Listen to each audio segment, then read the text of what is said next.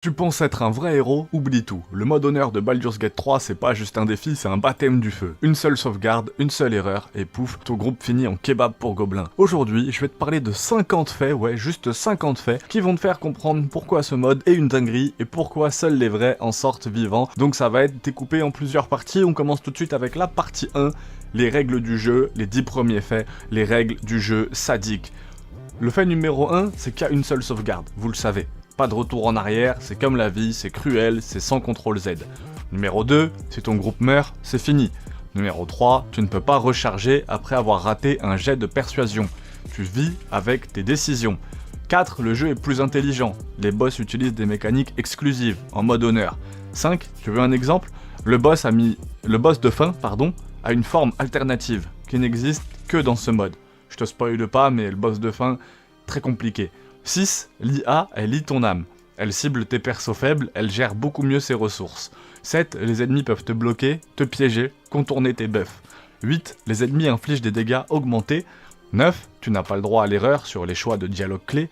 10. Certains choix dans les quêtes mènent plus facilement à des situations mortelles. Et là, tu sais de quoi je parle, n'hésite pas à en parler en commentaire. Ça, c'était la partie 1, les règles du jeu complètement sadiques. Vous allez voir, on va rentrer dans quelque chose d'un peu plus profond.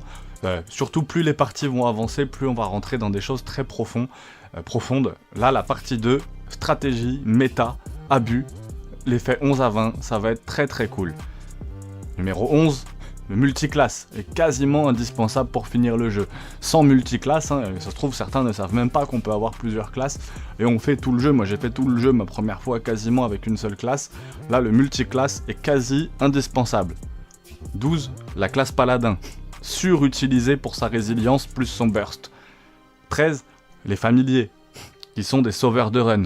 Ils peuvent activer les pièges ou prendre l'aggro. 14. Le sort Invisibility, ton meilleur pote. 15. Lancer des caisses, des tonneaux ou des cadavres, c'est une vraie stratégie. 16. Le sort Fisherfall, utile pour fuir en sautant d'une falaise sans crever. 17. Les nains sont OP, petits, résistants, robustes. 18. Astarion, en voleur multiclassé, peut tuer un boss sans se faire voir. 19. On utilise souvent les tonneaux explosifs comme des pièges improvisés. Très puissant. Et 20. Il existe des joueurs qui finissent le mode au level 1. Oui, vraiment, il y a des joueurs qui finissent ce putain de jeu au niveau 1. Vous allez voir la partie 3, on arrive dans ce que je préfère, partie 3, 4, 5, ça va être vraiment intense, restez bien jusqu'au bout. Partie 3, les morts absurdes et les histoires vraies. Donc les faits 21 à 30, ça va être très très très puissant. Le fait 21, on en avait un petit peu parlé déjà. Un joueur est mort à la fin de l'acte 3 à cause d'un tonneau qu'il avait oublié. Je sais pas exactement comment il a fait, ça doit être incroyable. 22, une sauvegarde supprimée à cause d'un bug de tapis glissant. Très étrange. 23, un familier qui a sauvé une run entière en déclenchant un piège à la place du groupe. Très très cool les familiers pour ça. 24, les grenouilles kamikazes dans l'acte 2, qui deviennent des menaces létales. 25, un joueur s'est fait os par un lancer de chaise dans un bar. Va comprendre. 26, la mort la plus débile, dormir au mauvais moment. Embouche surprise. 27, certains boss changent de stratégie si t'es trop bon. 28, l'archidruide peut te balancer dans les airs, si tu tombes mal, tu meurs. 29, le jeu ne te donne jamais de seconde chance sur un choix en mode honneur. Faut pas se tromper en mode honneur, c'est très compliqué. En 30, les gardes de Baldur's Gate peuvent t'exécuter, même si t'as sauvé la ville. On va rentrer dans la partie 4, les détails cachés et les mécaniques peu connues. Les faits 31 à 40. 31, le jeu t'observe. Plus tu triches, plus il te le punit. 32, la météo peut influencer les combats. 33, certains sorts, comme le sort silence, deviennent essentiels. 34, tu peux être victime de la gravité. Une chute d'échelle mal gérée, décès. 35, tous les choix de romance sont définitifs. 36, si tu rates un test de discrétion, une embuscade peut one-shot ton groupe. Et ça m'est arrivé plusieurs fois. Honnêtement, j'ai même pas encore atteint l'acte 2. Je galère dans l'acte 1 pour l'instant. Je devrais finir par le passer. Là, je pense que je peux passer maintenant l'acte 1 facilement en mode honneur, mais c'est du boulot. 37, les chiens peuvent être de vrais alliés, si bien utilisés. Dédicace à Gratouille, on l'aime beaucoup. 38, chaque campement peut cacher un risque. Et ouais, ça on le sait pas non plus. 39, les potions sont limitées. La gestion de l'inventaire est cruciale. En 40, le feu se propage plus vite et fait plus de dégâts qu'en mode normal. Et là on arrive vraiment à la partie pour les fous. D'ailleurs c'est comme ça qu'elle s'appelle. Partie 5 pour les fous, vous allez voir. Les anecdotes sont très compliquées. Très compliquées, c'est pas exactement ça, mais vous allez voir. La partie 5 pour les fous, l'effet 41 à 50. 41, il existe des joueurs qui finissent le jeu sans prendre un seul point de dégâts. Ils sont complètement fous. 42, un speedrunner a battu le mode honneur avec une seule main. 43, certains joueurs terminent tout l'acte 1 en étant invisibles tout le temps. 44, le mode honneur te force à penser comme un paranoïaque, et ça c'est bien vrai. 45, tu apprends à exploiter chaque centimètre du terrain. 46, un mauvais saut et ton personnage peut mourir empalé, et ça c'est bien vrai. 47, tu dois écouter chaque ligne de dialogue. Une info oubliée est égale à un piège. 48, tu termines une session vidée, lessivée, et ça c'est bien vrai. Mais alors qu'est-ce que t'es heureux, et ça c'est extrêmement vrai. 49, le mode honneur change complètement ta vision du jeu, et ça c'est vrai. D'ailleurs je comprends pas qu'il soit pas disponible dès l'ouverture du jeu, c'est peut-être que ça dégoûterait trop les gens, vous oblige à le faire une fois d'abord avant. Et en 50, et la récompense, une cinématique spéciale, plus la satisfaction d'avoir survécu au jeu de l'Ariane. Alors, tu pensais que c'était juste un mode difficile ? Non, le mode honneur de Baldur's Gate 3 est une expérience, un rite de passage. Et maintenant que tu connais tous ces secrets, est-ce que t'es prêt à te lancer ? Tu veux connaître Baldur's Gate 3, prépare-toi à découvrir 55 secrets, easter eggs et détails incroyables cachés dans le jeu. De moutons explosifs à Divinity, cette vidéo va te retourner le cerveau, abonne-toi, pouce bleu. En 1, est-ce que tu sais que tu vas invoquer un mouton magique explosif à nommer Harvard Willoughby, donc avec une méta un peu particulière. Tu peux avoir un mouton magique dans ton équipe et un œuf qui apparaît dans ton camp. En 2, il y a un tabouret légendaire qui donne la force d'un géant. En 3, les héros de Divinity Original Sin 2 sont cachés en portrait dans le jeu. C'est un easter egg qu'on retrouve assez souvent dans les jeux vidéo. En 4, ton familier, Corbeau, appelé Cotte, référence à Edgar Allan Poe. En 5, on a les glands de Drist d'Oerden qui sont dans le jeu. Oui, le vrai. Tu peux visiter la tombe de Gorion, le mentor du héros original. Une statue de Mordok, Selanmer, est aussi présente. C'est le vampire culte dans Dark Alliance 2. N'hésitez pas à aller voir ma vidéo sur Dark Alliance. Le journal de Faldorn la druide est présent, et c'est un vieux perso de Baldur's Gate 1. Le masque d'Ethel la sorcière peut changer ton apparence et ton destin. Allez voir les vidéos sur Ethel la sorcière, c'est très intéressant, c'est même pas moi qui les ai faites. Wither te pose des questions existentielles, à la Planetscape Torment. On a aussi pas mal de références et de lore caché dans le jeu. Restez bien jusqu'au bout, après on va parler de mécaniques très inattendues. En référence et en lore caché, on a un livre qui te parle des Illidides de Spelljammer, un clin d'œil cosmique. En 12, tu peux rencontrer Volo, le fameux écrivain des Royaumes oubliés. Je pense qu'on est très nombreux à l'avoir rencontré. En 13, le donjon de Moonrise est rempli de symboles de chars et de célunés. En 14, un barde NPC joue une mélodie, tirée de Divinity. En 15, on a l'arme nommée Justiciar Sint, qui est liée à une faction disparue. En 16, la lame de l'assassin des rêves est inspirée d'un vieux module d'AD&D. En 17, tu peux parler à presque tous les animaux.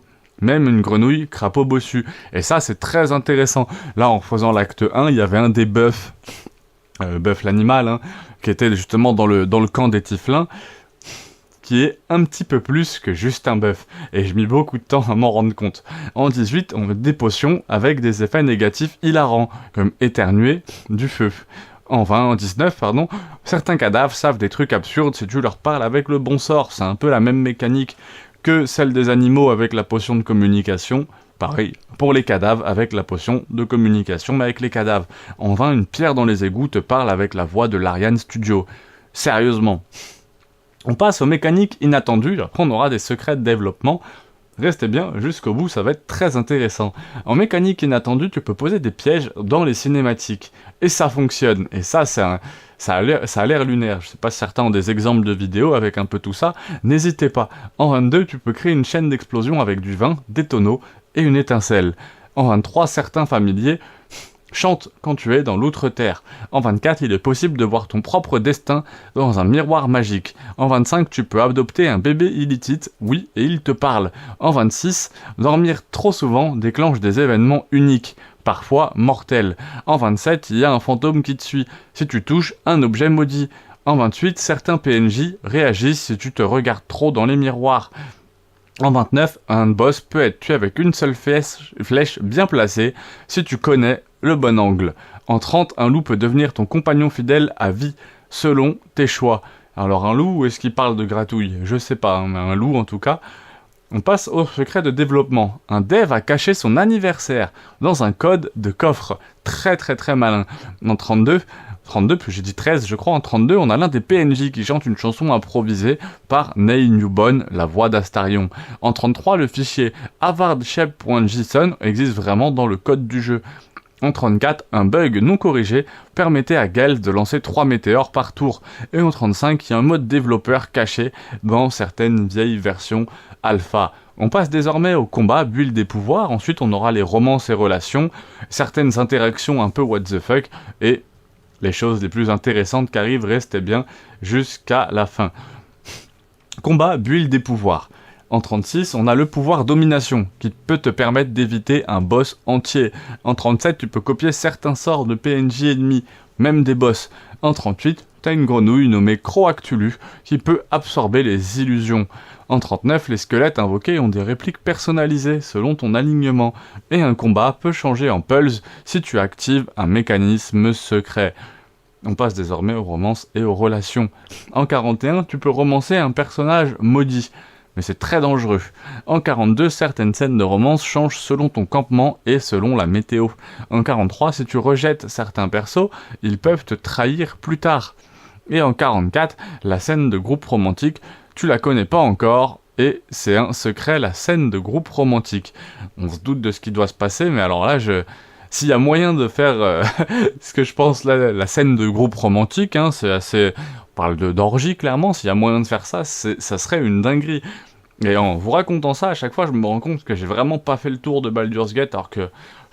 Peut-on faire vraiment le tour de ce jeu? On passe aux interactions what the fuck. Tu peux voler le papier toilette dans certains donjons très bizarres. Une statue t'insulte si tu parles en langage abyssal. Il existe une tortue qui donne des conseils financiers. En 48, tu peux battre un boss avec un bâton de bois de camp. En 49, en empilant 24 caisses, tu peux atteindre une zone non prévue par les devs. Et en 50, il y a une compétition de danse secrète dans l'acte 2.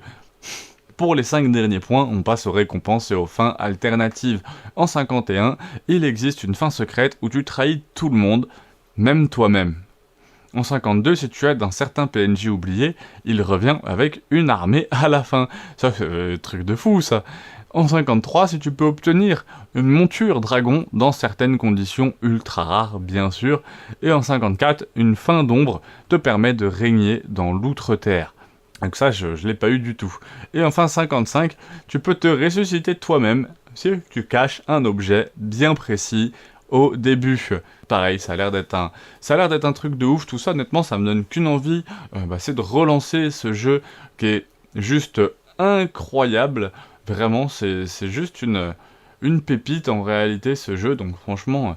Foncez, je pense que vous le savez de toute façon, vous êtes vraiment venus regarder ces petites choses qui sont vraiment incroyables. Je voulais voir si j'avais encore 1 ou 2 points avec vous, mais effectivement non, on est pas trop mal. On a plongé dans l'univers mystérieux de Baldur's Gate avec cette compilation de 55 secrets que je risque de mettre avec le mode honneur, donc vous allez avoir pas mal de choses. Abonne-toi, pouce bleu. Dans l'acte 3 de l'excellent jeu Baldur's Gate 3, on a le Yol qui est juste ici, on peut prendre le bateau et l'empereur nous déconseille réellement de le prendre parce qu'on n'est pas encore assez fort, on n'a pas récupéré les 3 pierres, il nous déconseille de le prendre et je voulais voir ce qui se passait si on forçait. J'ai été très agréablement surpris parce qu'en fait ça débloque une espèce de fin secrète. Je vous laisse avec cette fin secrète et n'hésitez pas à vous abonner, pouce bleu, et vous connaissez, afin que je sorte plus de vidéos sur cette chaîne. Force à tous, à très vite.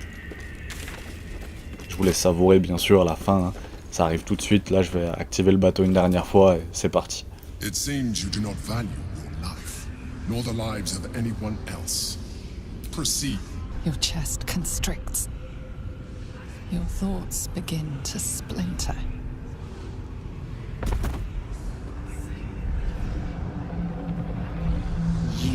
are found.